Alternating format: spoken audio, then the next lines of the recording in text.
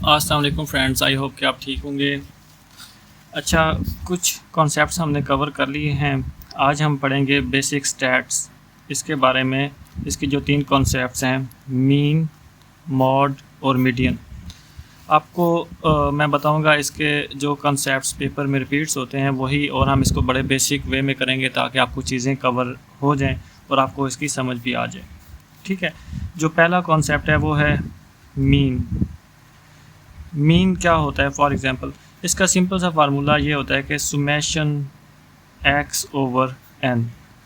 अब ये मैंने एक सिंपल सा फार्मूला लिख दिया, लेकिन ये वही है एवरेज। मीन को आप यूं ही समझ लें कि ये क्या है जी, एवरेज। सॉरी, मैंने स्पेलिंग की मिस्टेक कर दी। अच्छा, एवरेज क्या होती है जी कि टोटल जो अमाउंट्स हैं उनको हम ऐड करते हैं, टोटल अमाउंट्स को हम ऐड करते हैं और उनके नंबर पे डिवाइड कर देते हैं। तो ये भी वही लिखा हुआ है। ये जो लिखा होता है ना सिग्मा, इसको सुमेशन भी कहते हैं। सुमेशन सम से निकला है, मतलब सब का जो एडिशन है x, मतलब जितने भी x अमाउंट्स हैं वो उन सबको ऐड कर दें और उनके नंबर पे डिवाइड कर दें तो हमारे पास मीन आ जाता है।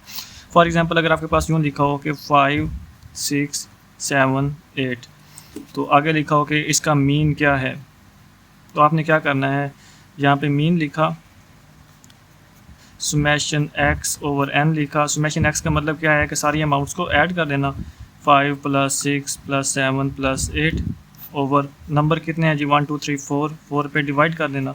तो आपके पास क्या आंसर आ जाएगा, 11, 18 और 8 26/4।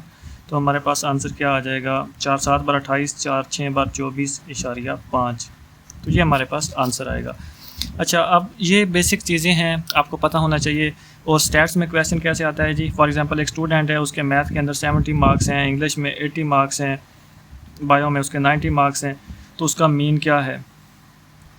तो मीन का आपको पता चल गया, सबको ऐड करना है, नंबर पे तकसीम कर देना है। It's like an average. ठीक है, अब हम बात करते हैं मॉड की, कि मॉड क्या होता है। मॉड का मतलब सिंपल ये है कि जो नंबर या जो लेटर, एक जो नंबर्स दिए हों उसमें जो सबसे ज़्यादा रिपीट हो रहा हो उसको क्या कहते हैं, मॉड। फॉर एग्जांपल, हमारे पास लिखा हुआ है जी 13, 14, 19, 17, 14, 20। अब इसमें आप देखें, एक ये अमाउंट है, एक ये, एक ये, एक ये, एक ये, एक ये। इसमें कौन सा नंबर ज़्यादा बार आ रहा है, 14 है और 14 है। तो इट मीन्स कि ये क्या चीज़ है, मॉड, जो चीज़ सबसे ज़्यादा दफ़ा है। अगर फॉर एग्जांपल अगर यूँ लिखा हो 1 2 3, फिर आगे लिखा हो 2, फिर 3, फिर 6, आप देखें 2 कितनी दफ़ा आ रहा है, 2 बार। 3 भी कितनी दफ़ा आ रहा है, 2 बार।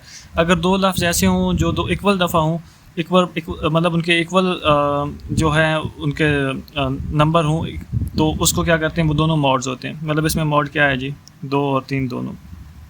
ठीक है, तो ये होता है मॉड। अब हम देखते हैं मीडियन।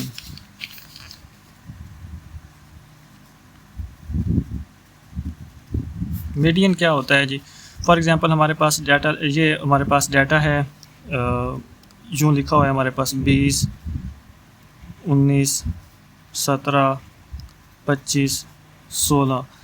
कोई बंदा आपको कहता है कि इसमें मीडियन क्या है। मीडियन का मतलब पहले आप समझ लें, मीडियन किससे निकला है, मिड से। आप यूँ समझ लें, आपको समझाने के लिए कह रहा हूँ, मिड से मतलब हमने जो इन सारे अमाउंट्स का जो मिडल लेटर है वो हमने निकालना होता है।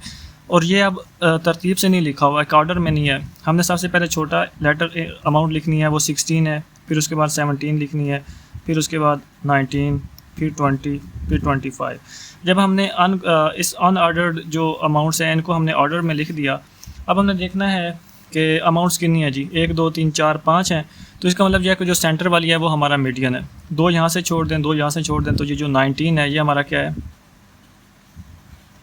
मीडियन है। ठीक है, अब ये चीज़ भी आपको कवर हो गई। अच्छा, अगर यूँ लिखा हो, फॉर एग्जांपल हमारे पास ये लिखा हुआ है 6, मैं पहले से ही एक ना तरतीब में लिख रहा हूँ ताकि हमारा टाइम कम लगे। 6 7 8 9 10 11 12। अब हमारे पास 6 अमाउंट्स हैं, 1 2 3 4 5 6। अब इसमें से मीडियन क्या होगा, इसमें से ये होगा जो सेंटर वाली दोनों अमाउंट्स हैं उनको आपने ले लेना है। कौन सी हैं जी, 9 और 10। 9 + 10 कर देना है और 2 पे डिवाइड कर देना है, 19 हो जाएगा। और 2 9 बार 18 और 7 5 आ जाएगा। तो 9.5 हमारा क्या है जी, मीडियन। अगर ऑड होगा तो सेंटर वाली, इवन होगा तो सेंटर वाली दोनों लेके 2 पे डिवाइड कर देना है, ये हमारा मीडियन है।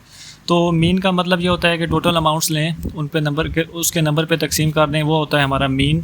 मॉड जो रिपीटेड चीज़ हो, जो सबसे ज़्यादा रिपीट हो रहा हो, और उसके बाद जो मीडियन होता है जो सेंटर वाला लेटर होगा। तो ये छोटी छोटी चीज़ें हैं, उम्मीद है आपको समझ आ गई होगी।